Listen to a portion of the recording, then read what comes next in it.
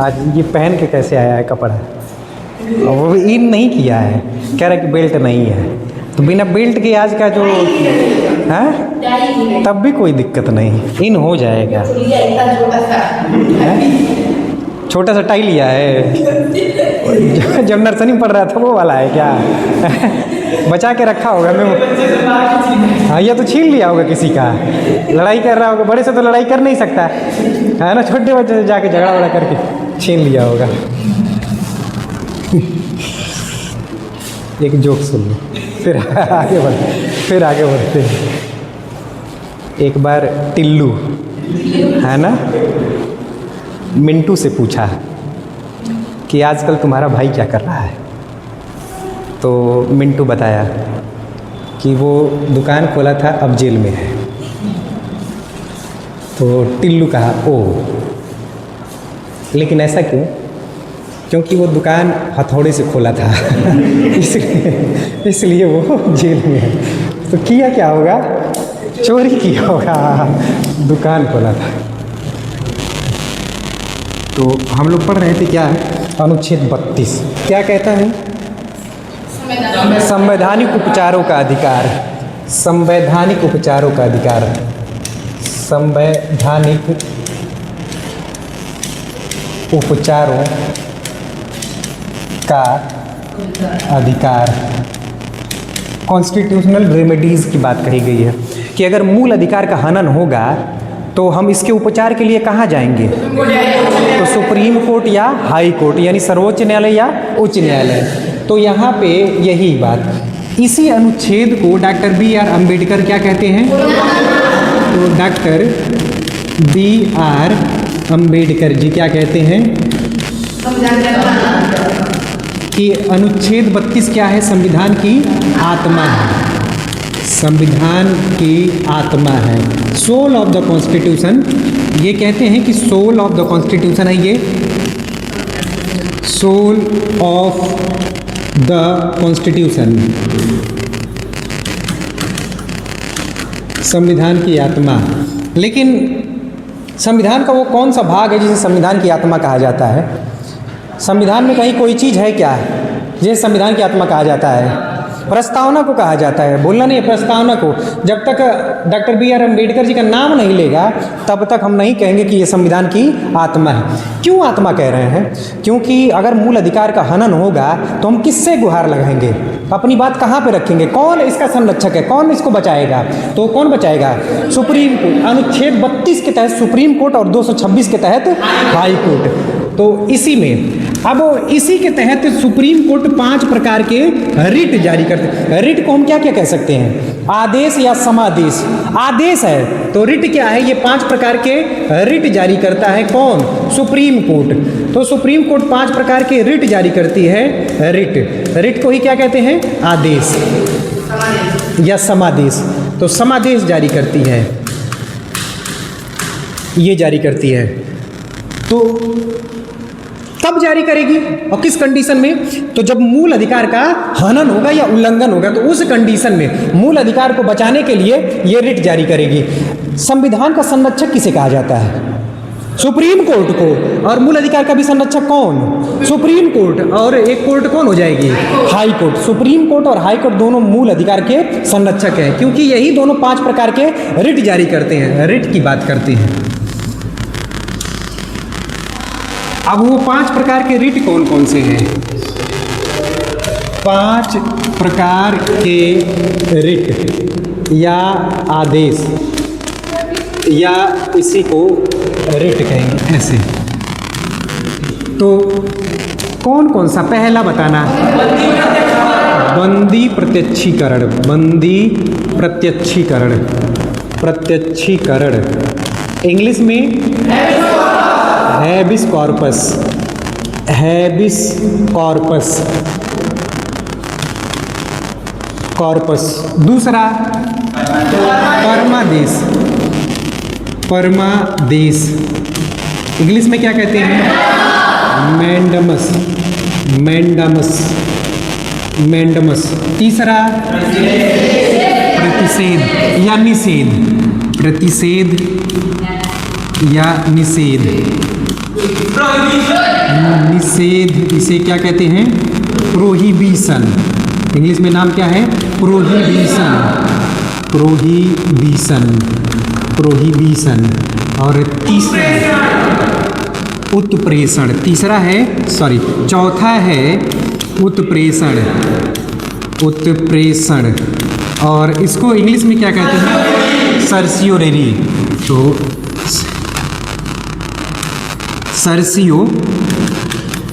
सर्सियोरेरी, इसे कहते हैं सर्सियोरेरी। और पांचवा अधिकार परीक्षा। अधिकार परीक्षा, अधिकार परीक्षा को इंग्लिश में क्या कहते हैं? कोवारंटो। कोवारंटो कहा जाता है। कोवारंटो, वारंटो, कोवारंटो। मूल अधिकार के हनन होने पर 5 प्रकार के वारंटो। अच्छा, ये गलत हो गया है, सही कर लेते हैं। वारंटो, हाँ गलत कर दिए ना फिर। हाँ, कोवारंटो, ठीक है। तो मूल अधिकार का अगर हनन होगा तो सर्वोच्च न्यायालय 5 प्रकार के रिट जारी करेगी। कौन कौन सा? बंदी प्रत्यक्षीकरण, जिसे कहते क्या है? Habeas corpus. दूसरा रिट परमादेश, जिसे कहते क्या है? मैंडमस। तीसरा प्रतिषेध, जिसे कहते हैं निषेध, इंग्लिश में प्रोहिबिशन। चौथा उत्प्रेषण, इंग्लिश में सर्सियोरेरी। पांचवा अधिकार परीक्षा, इंग्लिश में कोवारंटो। पहले का अर्थ क्या है? बंदी प्रत्यक्षीकरण का को प्रस्तुत किया जाए। किसको प्रस्तुत करना है? जिस व्यक्ति को बंदी बनाया गया है और उसके मूल अधिकार का, उसमें स्वतंत्रता के अधिकार का हनन किया जा रहा है, तो उसको सुप्रीम कोर्ट आदेश देती है एक ऑर्डर के थ्रू। उस ऑर्डर का नाम क्या है? बंदी प्रत्यक्षीकरण। इसका अर्थ होता है को प्रस्तुत किया जाए। को प्रस्तुत किया जाए। प्रस्तुत किया जाए, किया जाए, ये इसका अर्थ है। दूसरे का अर्थ क्या है? हम आदेश देते हैं। हम आदेश देते। कौन आदेश दे रहा है? देते हैं। तो सर्वोच्च न्यायालय आदेश देगी। प्रतिषेध का मतलब रोकना होता है, रोकना। और उत्प्रेषण का मतलब प्रमाणित करना। प्रमाणित करना या सूचना देना। प्रमाणित करना या सूचना। और अधिकार परीक्षा का किस अधिकार से, है ना? किस अधिकार से? अधिकार से। तो ये 5 प्रकार के रिट है। बंदी प्रत्यक्षीकरण का अर्थ क्या है? को प्रस्तुत किया, जिसे बंदी बनाया गया है, जिसे कैद किया गया, उसे प्रस्तुत किया जाए। परमादेश का मतलब है कि हम आदेश देते हैं। निषेध या प्रतिषेध का मतलब है रोकना, कि जो कार्यवाही चल रही है, मूल अधिकार का जो हनन किया जा रहा है, उसको रोका जाए। फिर प्रमाणित करना उत्प्रेषण का अर्थ है, और सूचना भी देना इसका अर्थ है, या सूचित करना इसका अर्थ है। और अधिकार परीक्षा का अर्थ क्या है? कि किस अधिकार से, है ना? अगला, अब पहला है बंदी प्रत्यक्षीकरण। बंदी प्रत्यक्षीकरण।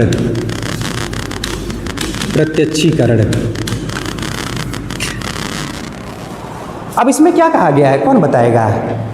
इसमें क्या कहा गया है कि जिस व्यक्ति को बंदी बनाया गया है उसे न्यायालय के सामने 24 घंटे के अंदर प्रस्तुत किया जाए। न्यायालय निर्णय लेगी कि ये जो गिरफ्तारी हुई है या बंदी बनाया गया वो सही है कि गलत है, यानी वो वैध है कि नहीं। अगर वैध है तब तो गिरफ्तारी हो सकती है। तो ये किसके खिलाफ जारी होगा? कौन जारी करेगा? जैसे मान लेते हैं कि मेरा कोई मित्र था और उसको किसी ने कैद कर लिया है।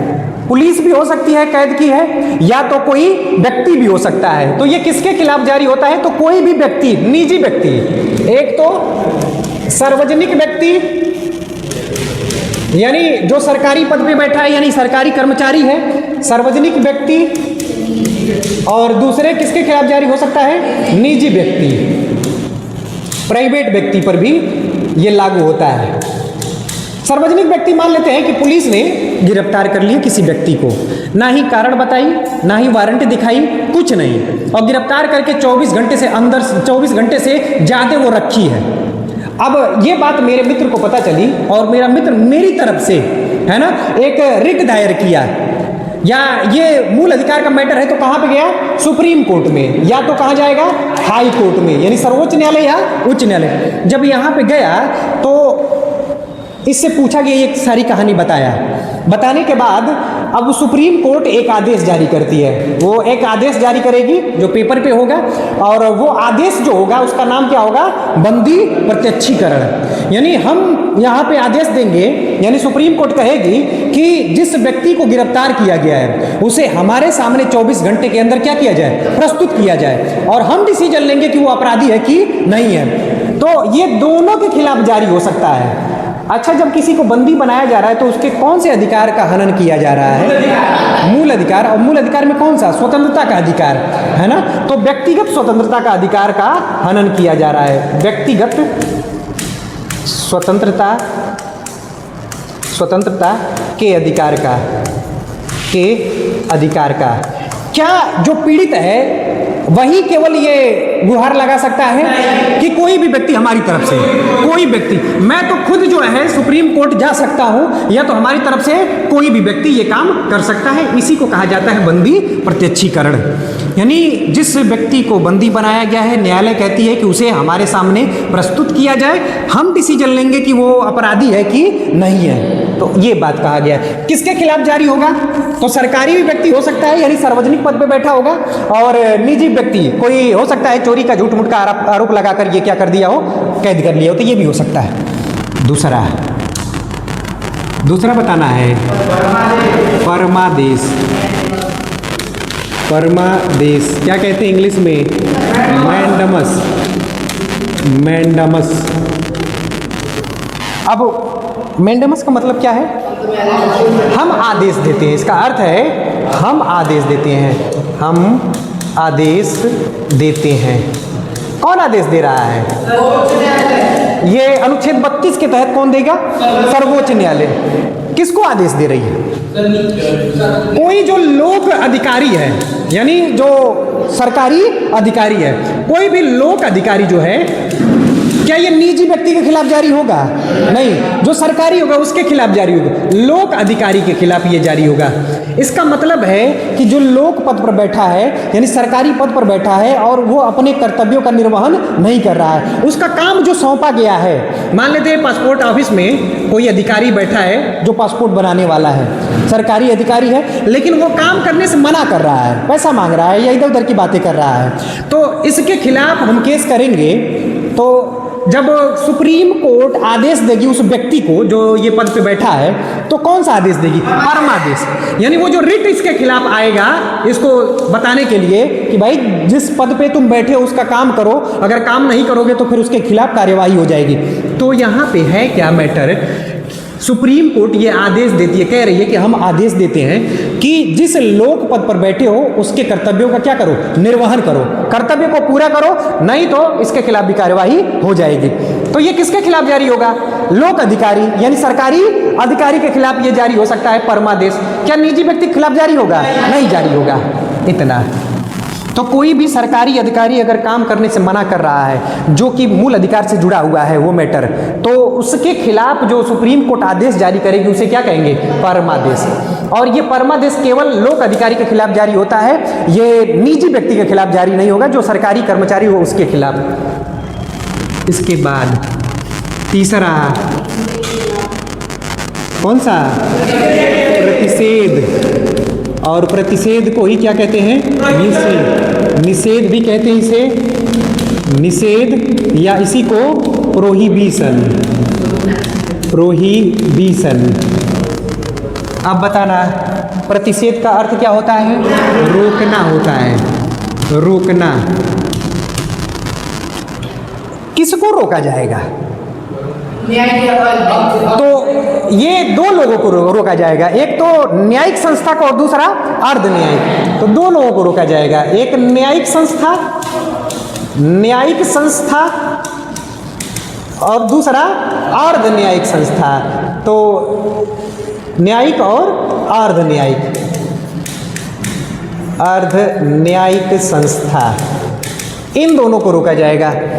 न्यायिक का मतलब क्या है कि जो कोर्ट है ना, जैसे मान लेते हैं डिस्ट्रिक्ट कोर्ट है और डिस्ट्रिक्ट कोर्ट का मूल अधिकार से जुड़ा हुआ कोई मैटर नहीं है, क्योंकि मूल अधिकार से जुड़ा हुआ मैटर अगर डिस्ट्रिक्ट कोर्ट में जाएगा तो क्योंकि डिस्ट्रिक्ट कोर्ट में जा ही नहीं सकता है, साफ साफ लिखा गया कि कहाँ कहाँ जा सकता है, या तो सुप्रीम कोर्ट या तो हाई कोर्ट, और ये उस अधिकार पर सुनवाई करने लगे तो ये क्षेत्र अधिकार का उल्लंघन कर रही है, यानी इसके क्षेत्र में वो नहीं आता, वो मैटर कौन सा मैटर नहीं आता, मूल अधिकार का, तो ये न्यायिक संस्था हो जाएगी। कोर्ट की बात कर रहे हैं। अर्ध न्यायिक में जैसे एनजीटी है, जैसे कोई भी संस्था जो डिसीजन दे रही हो, जैसे मान लेते पॉल्यूशन पे एक संस्था बन गई जो निर्णय ले रही है, तो यहाँ पे वो काले कोट वाले वकील या जज नहीं दिखाई देंगे, यहाँ पे सफ़ेद कोट वाला भी हो सकता है, अर्ध न्यायिक संस्था। जैसे NGT, national green tribunal, NGT, ये एक संस्था है जो पॉल्यूशन से जुड़े हुए मैटर को देखती है,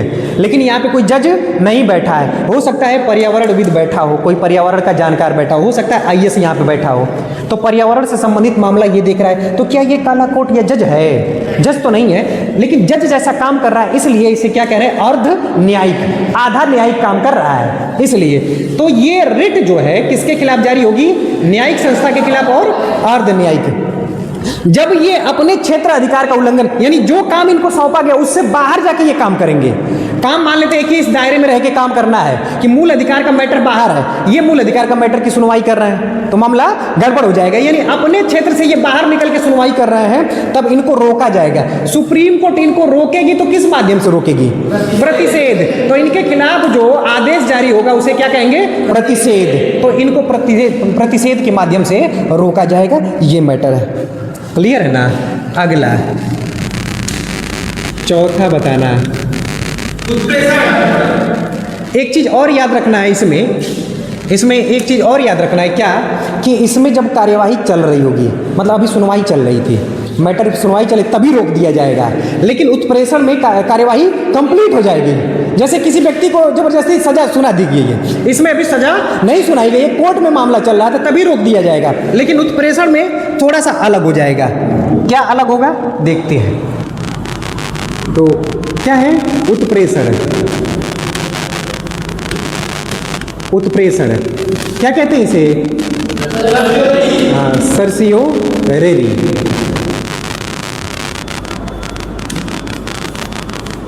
इसका अर्थ होता है क्या, प्रमाणित करना, प्रमाणित करना या सूचित करना।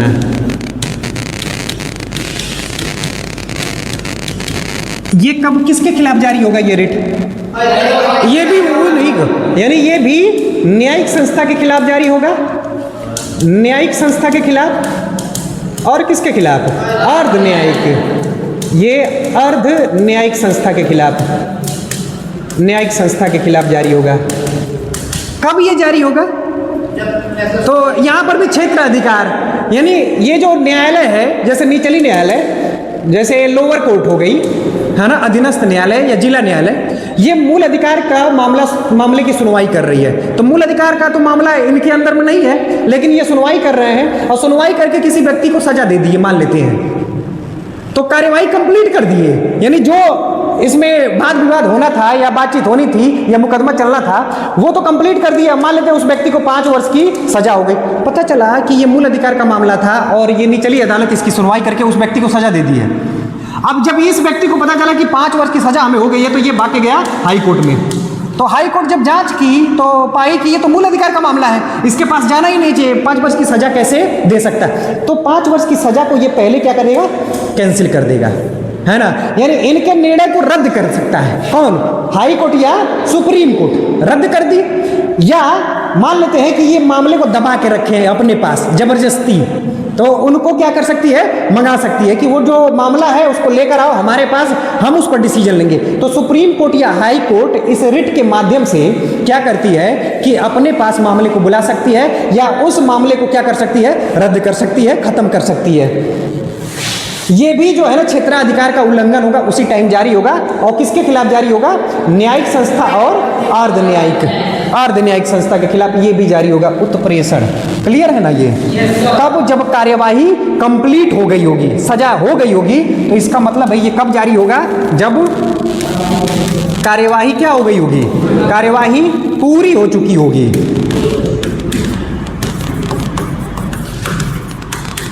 पूरी हो चुकी होगी, उस टाइम ये जारी होगा। अगला और लास्ट, पांचवा, अधिकार परीक्षा। कौन सा अधिकार परीक्षा में इंग्लिश में क्या कहते हैं? ओ वारंटो।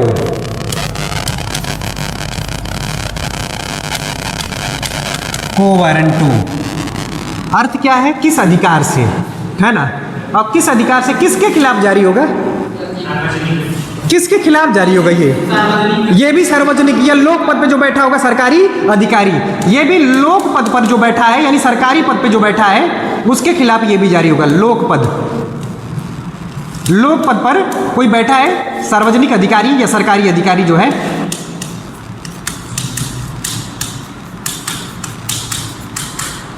अब इससे पूछा जाएगा, मान लेते गलत तरीके से पैसा वैसा दे के किसी पद पे बैठ गया, डीएम बन चुका है, एसडीएम बन चुका है, या डिप्टी एसपी या आईपीएस या दरोगा बन चुका है, तो अगर ये वसूली कर रहा है जबरदस्ती, कुछ इस तरीके की घटना को अंजाम दे रहा है, तो ये तो एक तो पद जो है ये गलत तरीके से बैठा है, और जब हमें पता चला तो इसके खिलाफ अगर हम केस कर रहे हैं तो सुप्रीम कोर्ट इससे पूछेगी कि किस अधिकार से उस पद पे बैठे हो, क्या कोई इसका लीगल ब्यौरा है, क्या लीगल तरीके से बैठे हो, क्या पेपर दिए हो कि नहीं, तो ये सारी चीजें।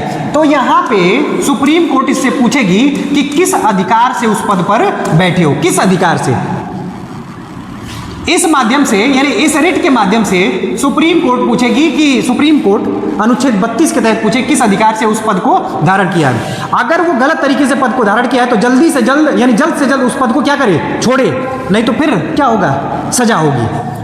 और ऐसे फर्जी आईपीएस और आईएएस बहुत सारे दिखते हैं, कई बार तो मेजर बन के घूमते, ब्रिगेडियर बन के घूमना शुरू कर देते हैं। वो अंतिम इच्छा उनकी रहती है कि आईएएस बनने की, ब्रिगेडियर बनने की, या मेजर बनने की, लेफ्टिनेंट बनने की, नहीं बन पाते हैं तो एक बाहरी आवरण बनाते हैं, तो असलियत तो सामने आ ही जाती है। तो कोर्ट क्या पूछेगी? किस अधिकार से इस पद को धारण किया है, ये कोर्ट पूछेगी, और किस रिट के माध्यम से? अधिकार परीक्षा। अगला, अच्छा, ये अनुच्छेद 33, याद है कई बार गलत किए थे कल। अब इसमें मैटर आया था कि संसद किसके मूल अधिकार को कम कर सकती है ना? तो एक तो संसद जो है ये कानून बनाकर जो सशस्त्र बल है, यानी आर्म्ड फोर्स है, आर्मी, नेवी, ये सब सशस्त्र बल, इनके अधिकार को कम कर सकती है। और किसको? जो अर्धसैनिक बल है, पैरामिलिट्री फोर्स है, जो अर्धसैनिक बल, इनके अधिकार को कम कर सकती है। पुलिस बल इनके अधिकार को कम कर सकती, पुलिस बल इनके अधिकार को कम कर सकती है। खुफिया, जैसे अंतर्राष्ट्रीय स्तर पे काम करती है रा, और इंडिया के लेवल पे काम करती है आईबी, तो खुफिया विभाग जो है, खुफिया विभाग, इनके अधिकार को संसद कम कर सकती है। इनके लिए नियम अलग से होते हैं, जैसे ये ना ही संगठन बना सकते हैं, ना ही सभा करके आंदोलन कर सकते हैं, आंदोलन नहीं, शांतिपूर्वक, तो ये कुछ नहीं कर सकते। इनके अधिकार वो छीन लिए गए हैं, अनुच्छेद 19 का ये प्रयोग नहीं कर पाएंगे। तो वही संसद जो है इनके लिए नियम बनाकर या अधिनियम बनाकर क्या कर सकती है? इनके अधिकारों को कम कर सकती है। ये सशस्त्र बल, तीनों फोर्स जो है, आर्मी, नेवी और एयर फोर्स। पैरामिलिट्री ये है, जैसे बीएसएफ है, आईटीबीपी है, एसएसबी है, ये पैरामिलिट्री है। पुलिस फोर्स और खुफिया विभाग जैसे रा है और आईबी है, आईबी, रा research analysis wing, intelligence bureau. अनुच्छेद 34 ये भी आया था, मार्शल लॉ, सैनिक कानून। तो ये किसकी बात करता है? सैनिक कानून। सैनिक कानून। सैनिक कानून मतलब मार्शल लॉ।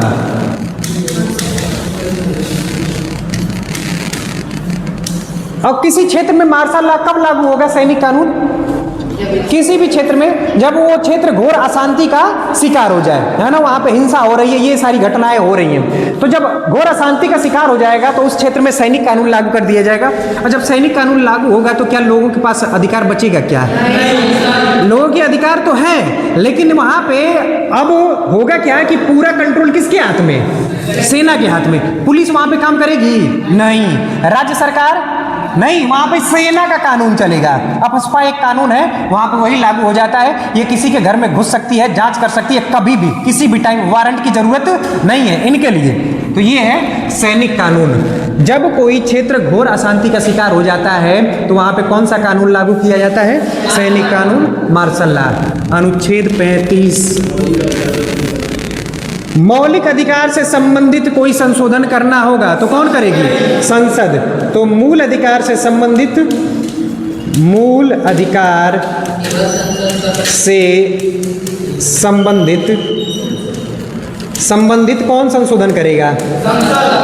संबंधित संसद संशोधन कर सकती है। ये केवल संसद को अधिकार है। क्या राज्य विधानमंडल है क्या? नहीं, तो ये संसद को ये अधिकार है। फिर दो अनुच्छेद इसी से जुड़ गए थे।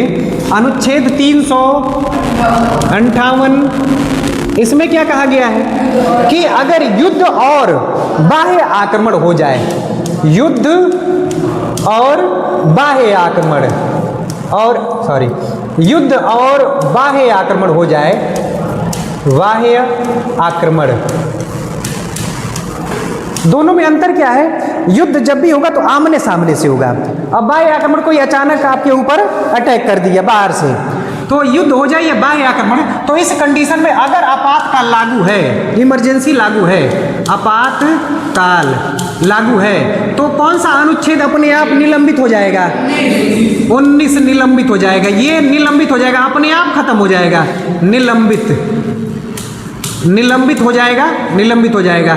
फिर इसी के बाद एक और अनुच्छेद है 359।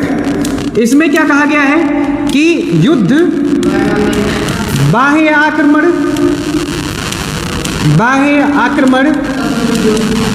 आक्रमण और सशस्त्र विद्रोह,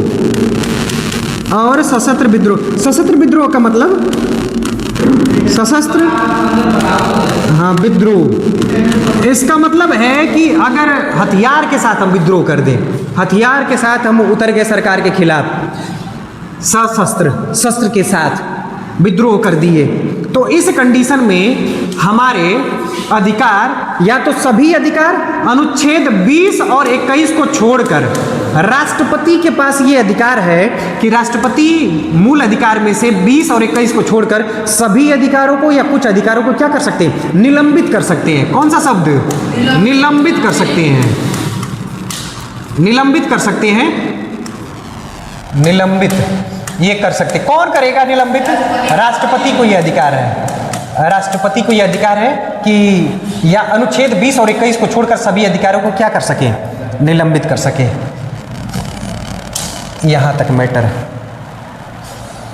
अब एक बार बता देना, पूछ लूँ ऐसे ही, अनुच्छेद 32 उपचारों का अधिकार, लेकिन एक छूट गया है, उच्च न्यायालय, है ना। उच्च न्यायालय का मैटर भी फिनिश करते हैं। तो अनुच्छेद 226 के तहत उच्च न्यायालय यानी हाई कोर्ट, उच्च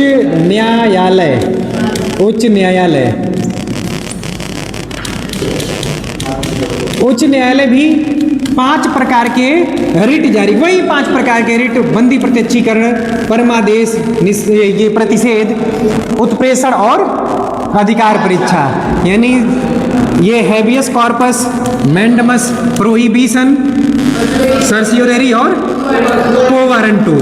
तो कोवारंटो ये भी रिट, ये 5 प्रकार के, लेकिन अन्य मामलों पर भी ये रिट जारी करती है, तो अन्य मामलों पर भी ये रिट जारी कर सकती है।